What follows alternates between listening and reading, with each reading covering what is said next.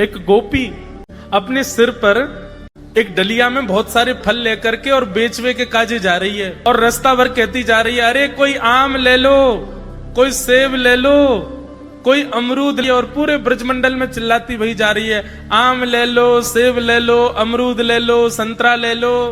उस स्वर को जब नंद नंदन ने अपने नंद भवन में क्रीड़ा करते हुए श्रवण किया, नन्हे से गोपाल जी हैं, केवल 3 वर्ष की आयु है ठाकुर जी के, मोटे मोटे पाम, मोटे मोटे हाथ, ठाकुर जी को नेक सो पेट, बटुआ सो मुंह, और ठाकुर जी क्रीड़ा कर रहे हैं। और क्रीड़ा करते करते तोतली बाणी में यशोदा मैया तो कहने लगे, बोले मैया मैं फल खरीदवे जाऊंगो।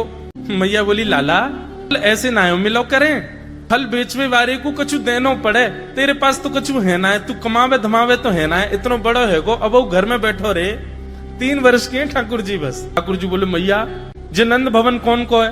बोले 13 है। लाख गैया कौन की है? बोले जेऊ तेरी है। और ये नंद बाबा कौन को है? बोले येऊ तेरो। और मैया तू कौन की है? बोले मैं भी तेरी हूँ, मैं इतनी सबरी संपत्ति को मालिक हूँ, तू यूं कैसे कह रही है? मैं तू कमाऊं धमाऊं ना, ये सबरो मेरो ही है मैया। और मैया देख आज मैं तेरे सामने फल खरीद के लाऊंगा। बोली जा, मैं भी तो देखूं कैसे जाएगा। सो ठाकुर जी फल खरीदने के लिए जा रहे हैं नन्हे से ठाकुर जी। और कहाँ लेके जा रहे हैं? बोले जल्दी से जहां पर सारे सामग्रियां रखी जाती हैं, ऐसे सामग्री गृह में गए और वहां से 2 मुट्ठी गेहूं अपने हाथ में भर के, और नन्हे से 3 वर्ष के ठाकुर जी इतने इतने से हाथ ऐसे अंजलि में गेहूं भर के, और ठाकुर जी अपनी मटकीली सी चाल बाकी अदा से उछलते कूदते भय और फल बेचे वारी के पास फल लेवे जा रहे हैं। यशोदा मैया एक झांक करके एक तरफ से ठाकुर जी की इस लीला को देख रही है। अब कूदते भय ठाकुर जी जा रहे हैं, जितने गेहूं लिए, कितने गेहूं आए होंगे ठाकुर जी के हाथ में? ज्यादा से ज्यादा आए होंगे 25-30। और वो यूं उछलते उछलते गए, सबरे गिर गए। अरे कोई आम ले लो, सेब ले लो, अमरूद ले लो, कहती हुई जैसे ही जा रही थी, तभी उसकी दृष्टि पड़ी एक गली में, और वो गली जा रही थी नंद भवन की ओर। नंद भवन से नन्हे से बालक ठाकुर जी के उस रूप को देखते ही वो फल बेचने वाली वहीं रुक गई, देखने लगी सुंदर से ठाकुर जी को। ठाकुर जी बाके सामने जाके खड़े है गए, उसने अपने फल की डलिया नीचे रखी। ठाकुर जी फल देख रहे हैं कौन से लेने। अब उंगली करके ठाकुर जी कह रहे हैं, जेवारो दे दो, जेवारो दे दो, ये दे दो, ये दे दो, करते करते करते पूरी डलिया ही कह दी। बोले सबरी दे दो। गोपी बोली, अरे लाला ये सब ऐसे ही ले जाएगो, कछु देगो ना मुकू? अरे ऐसे ना मिलो करे, कछु देनो पड़े, चल कछु दे मुकू तभी मिलेगी। ठाकुर जी बोले, तो फिर रो काई क्यों रही है? मैं ऐसे थोड़ी लेके जाऊंगा, नंद बाबा को ला लाऊं, मेरी सबरी संपत्ति है, मैं अपनी संपत्ति में से कछु हिस्सा तुमको दूंगा तब फल लेके जाऊंगा। अच्छा दियो, कहा देगो संपत्ति में? तो जितने गेहूं ठाकुर जी भर के लाए, वहां में से केवल एक बचो ठाकुर जी के हाथ में।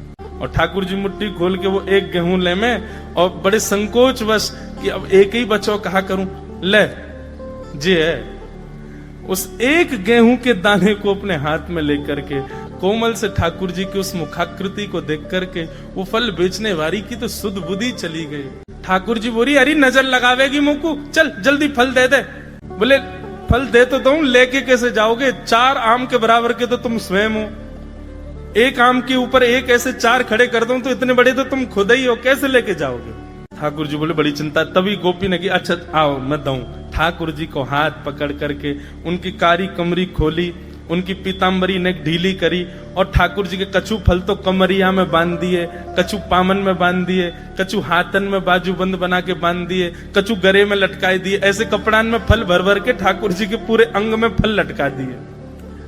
अब ठाकुर जी को बड़ो श्रम है, रोए उठा नहीं पा रहे पाम को, इतना भारी है वो पाम, और जैसे तैसे खिसक खिसक करके नंद भवन की ओर जा रहे हैं। इस रूप को जब उस फल बेचने वाली ने देखा, उसने अपनी फल की डलिया उठाई, और फल की डलिया उठा करके जब सिर पर रखी तो आगे चलते हुए नेत्र बंद हो गए। अब तो बस यही कहती जा रही है, गोपाल ले लो, कृष्ण ले लो, माधव ले लो, मधुसूदन ले लो, गोविंद ले लो, नंद जी को लाला ले लो,